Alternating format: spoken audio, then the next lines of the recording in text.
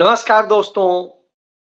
आदित्यनाथ ने कहा सनातन की ध्वजा अब झुकने वाली नहीं, और वो दावा करते हैं कि आस्था का इतना बड़ा समागम कभी नहीं हुआ।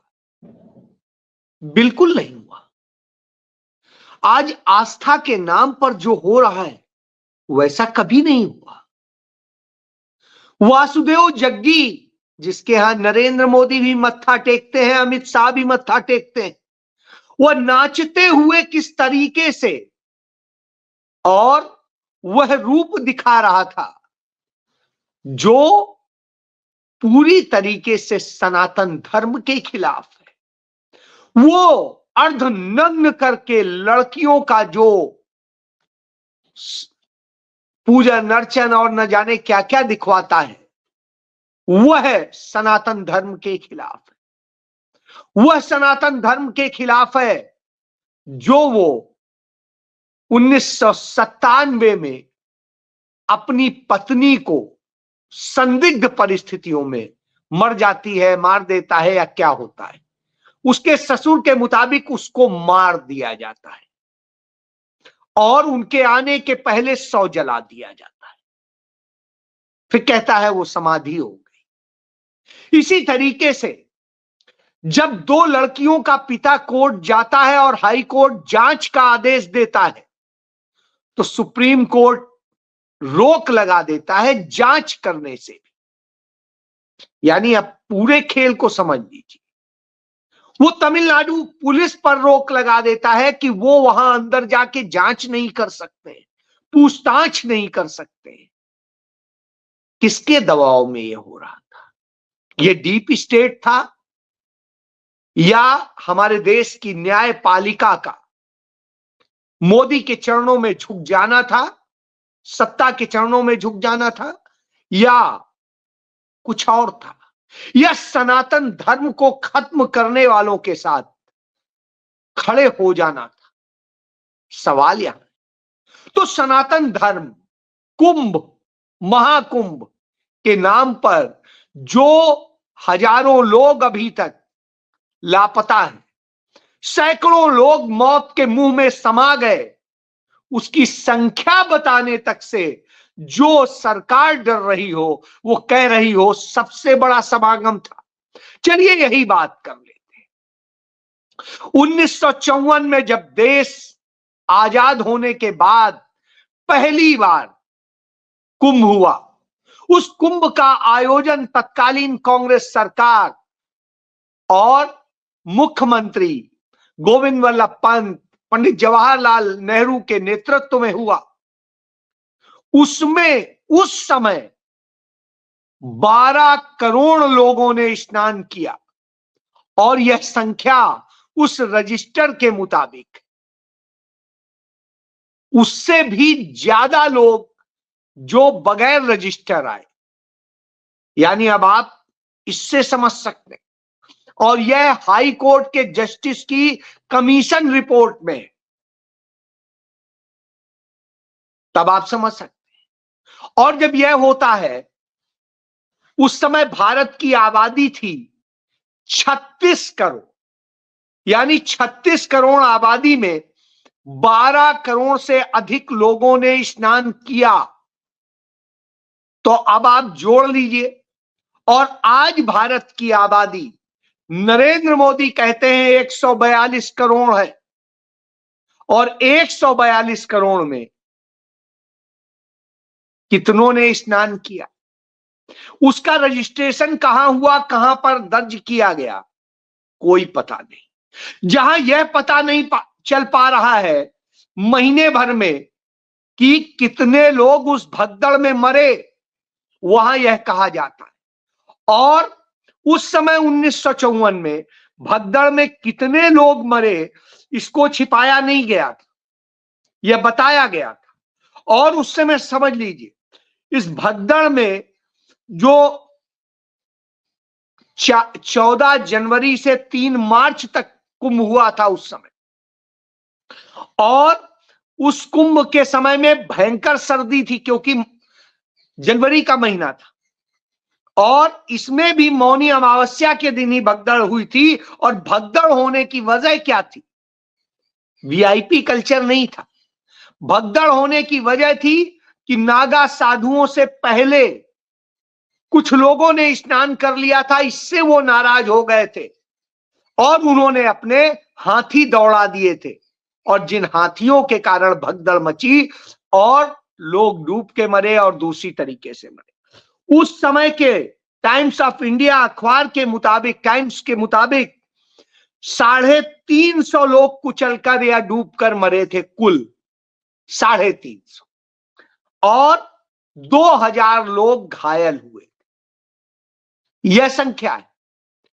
हालांकि अमेरिका के अखबार, वो इंग्लैंड के अखबार द गार्डियन ने जो लिखा था उसमें लिखा था कि 800 लोग मरे, लेकिन वहीं उनके अंग्रेजी के अखबार उसी इंग्लैंड के टाइम्स ने लिखा था 350 मरे। इसी तरीके से भारत के भी कुछ अखबारों ने इसी तरीके से वर्णन किया। तो कोई संख्या नहीं थी, लेकिन सरकार ने संख्या बताई थी। इस बार सरकार ने संख्या नहीं बताई। अब तक वो जान ही नहीं पा रही है कितने मरे, और सबको अलग अलग किया जा रहा है। कई मेरे अपने जानने वाले मिले जिनके परिवार के 100 को उनके घर भिजवा दिया गया और कह दिया गया वहीं आप देखिए, उन्हें यहां दिखाया ही नहीं जा रहा है। तो यह भी खेल हुआ है। ऐसा तब नहीं था, इतने न संसाधन थे, न सरकार ये कर सकती थी। तो इस तरह से सनातन की ध्वजा जो है ये फहरा रहे हैं। बहरहाल जब ये ध्वजा फहराते हैं तो उसी समय में आप देखिए इनके विधायक दल के नेता प्रतिपक्ष जो है पश्चिम बंगाल में शुभेंदु अधिकारी, जो टीएमसी के नेता हुआ करते थे, मंत्री हुआ करते थे, भ्रष्टाचार के गंभीर आरोपों से घिरे थे, हर तरह के भ्रष्टाचार, वो अब भाजपा में है, भगवा पहन के घूमते हैं। तो वो कहते हैं मैं सिर्फ हिंदुओं का विधायक। तो जब वो सिर्फ हिंदुओं के विधायक हैं तो हिंदू धर्म या सनातन धर्म यह तो नहीं कहता है। सनातन धर्म तो कहता है सर्वजन हिताय सर्वजन सुखाय, और सर्वजन को जो वसुधैव कुटुंबकम कहता है वह कैसे ये कर सकता है? तो धर्म के खिलाफ तो ये खुद है, और नहीं होते तो धर्म के नाम पर जो पाखंड होते हैं वो यही लोग करते हैं, और उसी का नतीजा है, क्योंकि ये भ्रष्टाचार के बूते बने, ये भाषाओं को थोपने के नाम पे राज्यों को लड़ाने का काम करते हैं। अभी तमिलनाडु में इस बात को लेके बड़ा गंभीर चिंतन चल रहा है। जिस तरीके से हिंदी को थोपने का, संस्कृत को थोपने का वहां पर क्रम चल रहा है, वहां की द्रविड़ संस्कृति, द्रविड़ भाषा तमिल को नष्ट करने का काम चल रहा है, उसको लेकर वहां विरोध हो रहा है। भारत में राजभाषा बनाई गई थी, राष्ट्रभाषा नहीं बनाई गई, क्योंकि राष्ट्रभाषा हो भी नहीं सकती। भारत एक गणराज्य है जिसके हर राज्य की अपनी संस्कृति, अपनी भाषा, अपनी बोली, अपना तरीका है। और यदि आप भारत की आजादी के पहले का लेते हैं तो भारत की आजादी के पहले 1939 में उर्दू जो थी वो पूरे भारत की, और वो अफगानिस्तान का भी हिस्सा, पाकिस्तान का भी हिस्सा से लेके तमाम इलाकों तक, तो उर्दू राजकीय भाषा के तौर पर थी। तो ये समझ लीजिए उर्दू भारत में जन्मी है, भारत की बेटी है, ओरिजिनल भारतीय, जबकि हिंदी में फारसी के भी शब्द हैं, उर्दू के भी शब्द हैं, संस्कृत के भी शब्द हैं, अंग्रेजी के भी शब्द हैं, और स्थानीय बोलियों के भी शब्द हैं। तो यह अंतर है दोनों में। तो यह पहले तो समझ लेना चाहिए कि भाषा के नाम पर लड़ने का कोई औचित्य नहीं बनता है। यह इसलिए हो रहा है क्योंकि भारत के लोगों को रोजगार नहीं दिया जा रहा है, भारत के लोगों को उनकी जरूरत की चीजें नहीं दी जा रही। तो इस तरह के ड्रामे होते हैं। राहुल गांधी बार बार कहते हैं कि भारत के उद्योग जगत में आत्मनिर्भरता बढ़ाने की जरूरत है, उद्योग मैन्युफैक्चरिंग बढ़ाने की जरूरत है, ये होगा तो रोजगार का संकट खत्म होगा। लेकिन मोदी सरकार क्या करती है? वो भारत का इतिहास खराब करती है, वो भारत का उद्योग खराब करती है और चाइना पूरे उद्योग पर कब्जा करता है, तमाम पश्चिमी सभ्यताएं कब्जा करती। लेकिन ये क्या सवाल करते हैं, राहुल गांधी कुंभ नहाने गए कि नहीं गए? क्यों जाए? मैं भी नहीं गया, क्यों जाया जाए? राहुल गांधी उस दलित लड़की जिसके साथ हाथरस में रेप हुआ, उसके आंखों के आंसू पोंछने गए थे उस परिवार के। राहुल गांधी उस दलित के घर गए, उस पिछड़े के घर गए, उस आदिवासी के घर गए जिनको आपने प्रताड़ित किया था।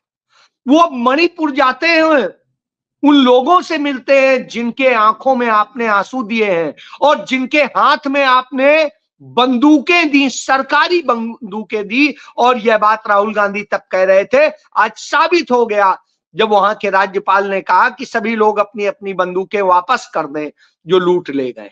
ये लूट ले गए हैं तो आपको इसका मतलब पता है, और पता है तो आपने कार्रवाई क्यों नहीं की? अब आप कह रहे हैं कार्रवाई करेंगे यदि नहीं वापस करी, तो यानी आपको पता है किसको किसको दी गई। तो ये लूट नहीं थी, आपका खेल था, वहां आतंक में झोंकने का, आदिवासियों को खत्म करने का। वह सामने आ गया है। उधर देखिए आप, वह भी सामने आ गया कि कैसे आप ये करते रहे। तो राहुल गांधी जब ये कहते हैं उद्योग की बात, तो इसलिए कहते हैं, आपको याद होगा एक कार हुआ करती थी एम्बेसडर, पूर्णतः स्वदेशी कार थी, हिंदुस्तान मोटर्स उसे बनाती थी जो बिरला की कंपनी होती थी। देश में एक प्रतिष्ठा के साथ में, एक सम्मान के साथ में वो गाड़ी देखी जाती थी। नरेंद्र मोदी के आने के बाद वो कंपनी ही सिर्फ 80 करोड़ रुपए में बिक गई। 80 करोड़ रुपए।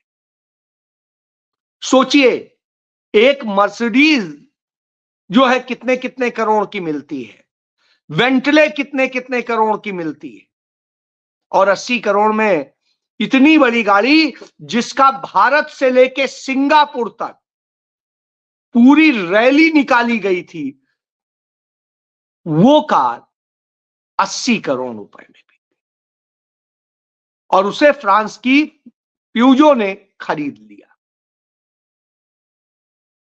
क्योंकि भारत ने प्रोडक्शन खत्म कर दिया, जिससे कि आपको रोजगार ना मिले, आप परेशान रहो। आपको कितना झूठ पढ़ाया गया इसका एक बड़ा खुलासा होता है।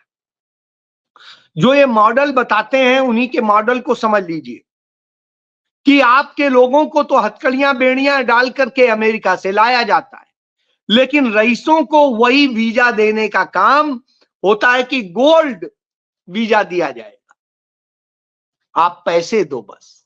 तो पैसे के खेल में सब चल रहा है। और उसी लिए जो बच्चे डंकी रूट से गए वो असल में इस देश के अंदर कुछ नहीं कर पा रहे थे, अपना सब कुछ बेच के पैसा लगा के गए, घर परिवार की संपत्तियां बेच के गए, क्योंकि ये संपत्ति भी उन्हें यहां कुछ नहीं दे रही थी।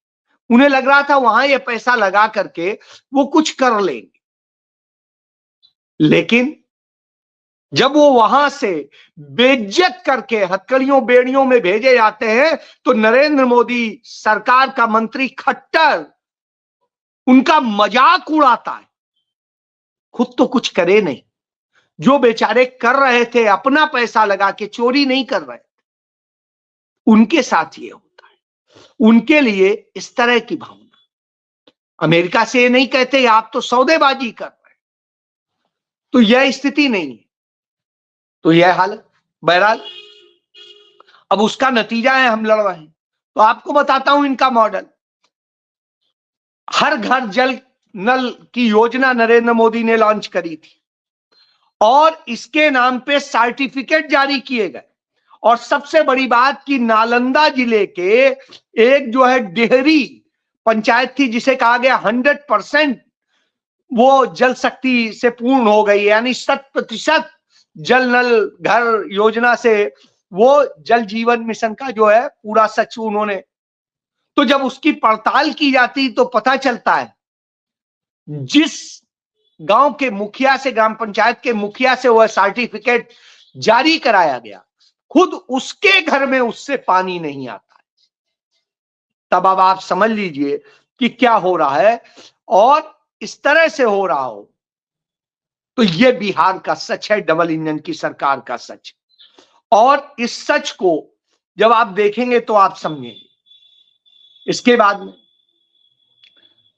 जो बिहार की राजनीति है वो समस्या बन गई और वहां के लोगों के लिए कोड़ बन गई।